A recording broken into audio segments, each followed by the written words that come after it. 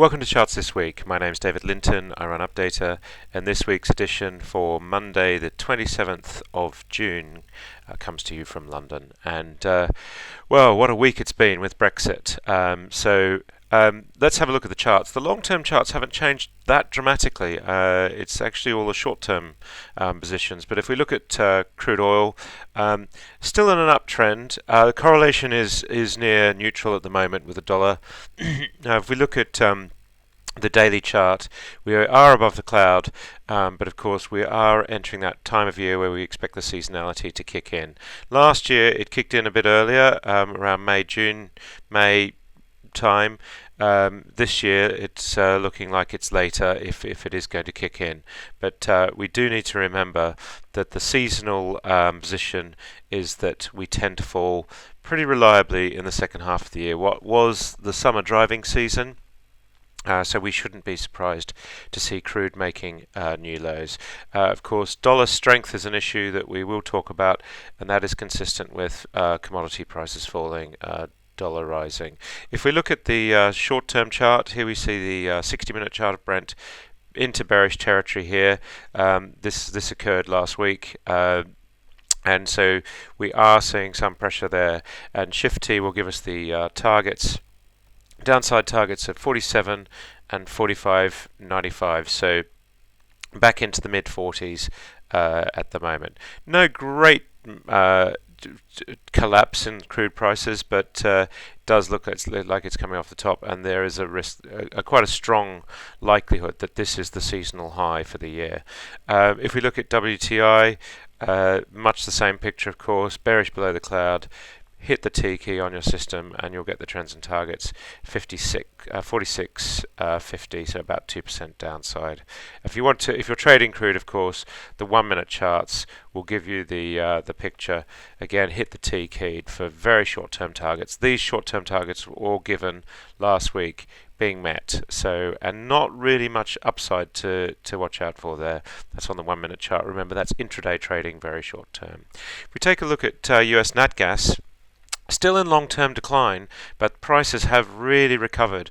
And if we look at the daily chart, we're above on the cloud, and this is just this time of year where we do get a little bit of a fill-up on NatGas. Last year it wasn't so marked, but we are seeing some improvement in the rate here. But of course we are heading again into the weaker seasonal chart, so we just do need to be aware of that. And here we see how we've broken that 250 range, so it's looking quite bullish at the moment. But on the 60-minute chart, we have pulled back through the cloud, so we're just entering a bearish phase. We do have upside targets 294, 311, and 284. That last one not activated, but the first two activated with prices moving higher. We do have some downside targets, but now quite a lot of support there on NatGas, so looking pretty interesting. And of course, if you're trading Henry Hub, Shift T on your system and you'll get the very short-term targets, and you can actually adjust the box size. So we can see here that actually not a lot of left to play for. We need to wait for new thrust targets. So that's in the very short term, again, if you're trading NatGas intraday. If we take a look at European energy markets, here we see NBP prices. Been a recovery in the last several weeks, and we do see this recovery in train above the daily cloud. Most importantly of all, we saw this move up, a little bit of a pullback, and then a move higher. So that's pretty bullish for NBP prices. High correlation with crude at around 82%. So at the moment that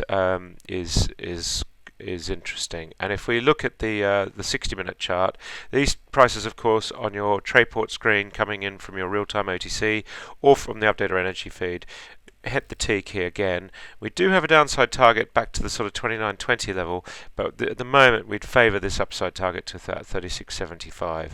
So NatGas prices looking quite strong in the short term. The very short term, if you're trading intraday, this is the 1-minute data coming off your Trayport screen or the Updata energy feed, and again we do see a target of upside here, quite a jump here as well. So just got to keep an eye on that, but keep an eye on our morning call reports. TTF through on the daily as well. On the 60-minute chart, we did pull back through, but we're just again nudging through.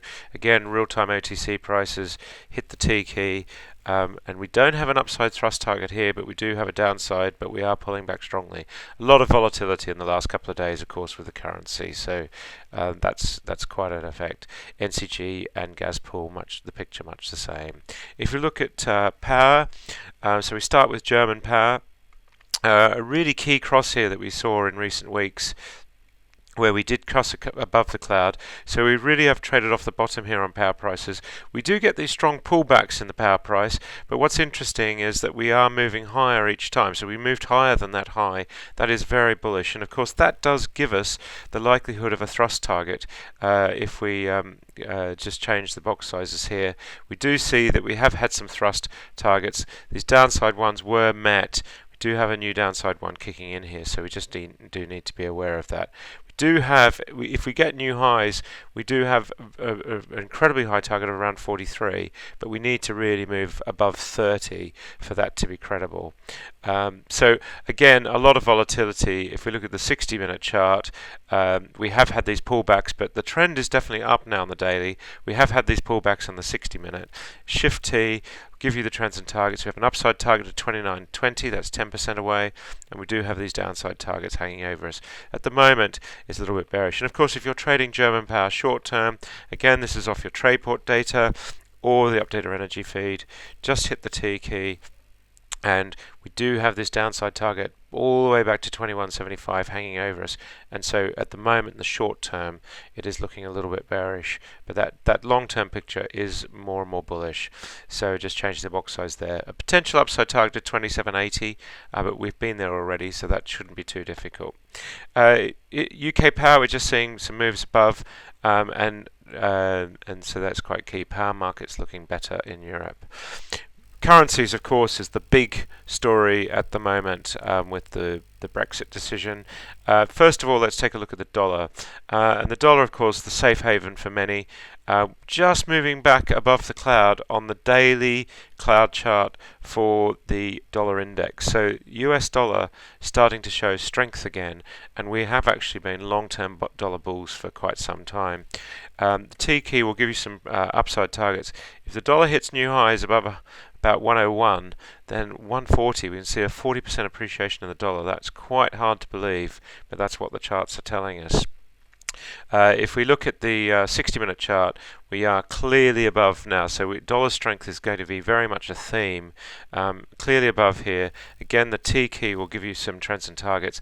A move above 96.60 will take us to a new high of about 103, so 7% upside potential in the currency. So dollar strength is definitely the key. And of course, the proxy for that is euro weakness. We have been above the cloud for several months now, but we've just moved back below, so back into the territory of weak euro. And we are just seeing these downside targets, and really new lows here would be very bad for the euro. So seeing potential of 10% downside is quite easily doable. That's on the daily chart, of course. The 60-minute chart, this catastrophic failure where you see this fall in price on Friday last week. The really big question is, will we take out this low of 109? And if we do, that will be quite worrying. Again, downside target of 101, 1001, so just let's say 1 parity. If we see new lows below 109, then we could see a €1 to a dollar. Quite a frightening thought. Of course, if you're trading these prices coming off Thomson Reuters icon, if you're trading this on your screen, just the T key, and again we see these downside targets. So if you're watching the currency really short term, these charts are absolutely fantastic, just seeing where the targets are. We are seeing this downside. 107.65 is a target that we're watching there, so just keeping an eye on that downward pressure in the short term. These point and figure charts, when you've got this level of volatility in the market, absolutely fantastic for giving you thrust targets. If we look here at sterling, Of course, sterling really has collapsed on Friday.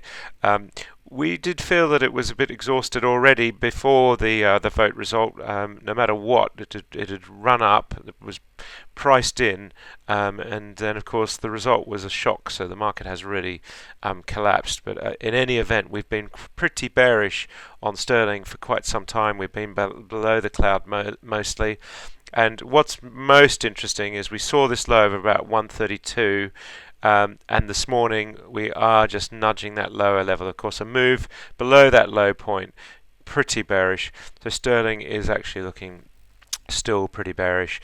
The T key gives you the targets. You may remember we wrote a note out to clients a few months ago saying 125 was our long-term target.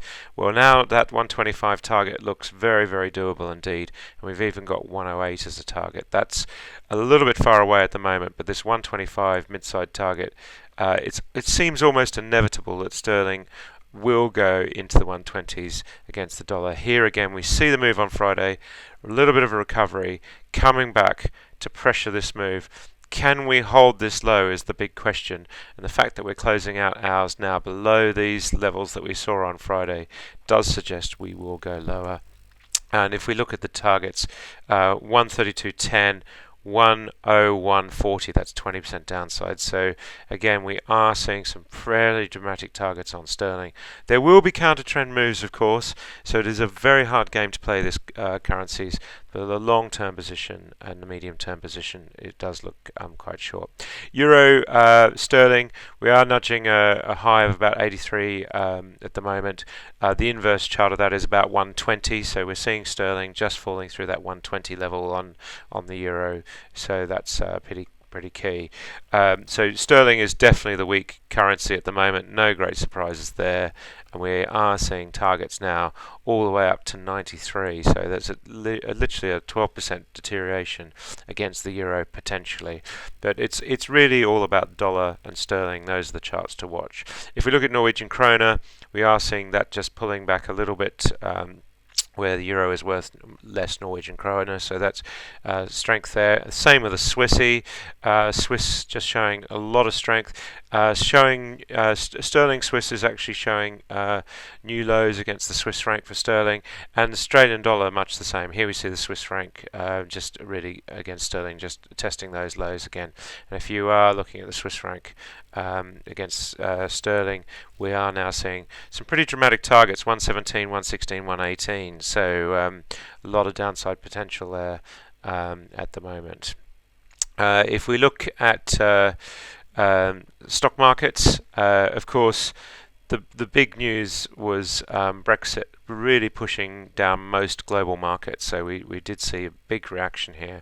The S&P 500 it has been a chart that has been worrying for some time, and we've talked about that a lot on charts this week.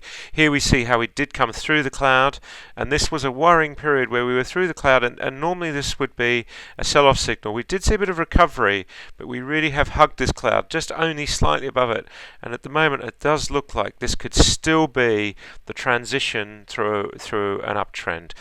We've really struggled to get through this 2100 level. We are coming back into the cloud. A lower low below these lows would be dire, because we would then have broken this weekly run. So at the moment, this is a pretty worrying situation. Regardless of Brexit, this chart has been looking worrying for some time. On the 1% chart, on the point and figure side, we did see here that we actually had a downward thrust target here as well, and we had targets back to around the 1500 level, about 27% downside at the moment. This target was negated with the move just above it, so that was actually a bullish move. We have a new upside target. We have a lot of support here in the market. Strangely, a lot of support, but it really does still hang over us, this target here. And again, on the 0.5% chart, upside targets mostly. But we are back at this sort of we were down 3.5% on Friday. We are back at this low 2037 level, and it does look potentially like we're going to go back below 2. If you look at the 60-minute chart, 1965, and that thrust there on Friday is going to give us another downside target. So it is pretty worrying for the US market. It looks pretty It's been looking pretty bad long term for a while, and we're not through the cloud on the daily yet, but we are definitely through the cloud on the 60-minute, and this sell-off on Friday afternoon really showing through there. Much the same picture, of course, on the NASDAQ. The S&P 500 index is the one that I follow more closely, but the NASDAQ, the tech-laden stocks here, we see here, these are my tracker charts, again, Thomson Reuters pricing, coming off we're above on the weekly, and that has been more bullish than most other charts. Bullish on the daily, but really very clearly bearish on the 60-minute chart. And downside targets of sort of 9, potentially here 21% on the 0.5% chart, not showing through on the 1%. So not quite as clear a picture as the S&P chart. If we look at the FTSE, we see here that on the FTSE, of course, we have turned bearish, but we're nowhere near. We're bearish on the weekly and have been for some time. We're not even through on the daily after Friday's moves, and we did see this big dramatic sell-off on Friday, but FTSE has really held its own. I mean, some stocks have been slaughtered in various sectors, but FTSE is long-term bearish and has been for some time, so we shouldn't be surprised to see moves to downside. Downside target here of 10%, and we've got quite a lot of downside targets, an upside target as well, but at the moment the FTSE does still look pretty bearish. And if we look at the DAX, much the same picture. In fact, the DAX was off more than FTSE on Friday at one point. So here we see bearish on the weekly, still bullish on the daily, but falling through here and looking like it will go bearish, and bearish on the 60 minutes. So DAX still does look pretty bearish, and downside targets there as well. In Asia, we had real sell-offs there. Tokyo, probably the worst performing market on Friday, and we really just do have a lot of downward potential here in Asia. So again, bearish on the weekly and nudging that low. So that low being taken out. We're not seeing that on European and US markets, where the low earlier this year had been taken out. That is happening in Japan, and that is coming under pressure. Lots of downside potential here, lots of downside targets. So Asia not looking great. If we look at a market like the Chinese market, still looking very worrying here. We're through the cloud, below on the daily, and the 60-minute just sort of hovering, but really these downward targets really clear here, 40 and 50% downside targets. And again, if we just take out this low here, the fact that we've pulled back and had these lurches down, and we just haven't started building a new uptrend, does look pretty bearish for the Chinese market. So then if we take a last look at gold, of course, when we see this sort of crises, and we have actually been bullish on gold. We sent out a report to clients a couple of months ago on gold. We have been bullish on this weekly chart crossing. That happened several weeks back, really a couple of months ago, earlier this year, where we saw gold make this transition. Gold was in a lovely long-term uptrend for years, up until about 2012. And then we've just seen that fall off, and then this beginning of a new trend building. So that does make us very bullish on gold. On the weekly, on the daily we're bullish, and on the 60-minute we're bullish. This is one of the few charts that's pretty bullish all round. On the 1% chart, an upside target to 1700, 28% upside, and even on the very short-term chart, 1460, 10% upside. Looks like we might be saying goodbye to the 1200s in gold. So this is one of the bright spots on the horizon, of course, denominated in dollars. For UK investors, gold is looking pretty interesting. That's it for this week. Until next week, happy charting. See you then.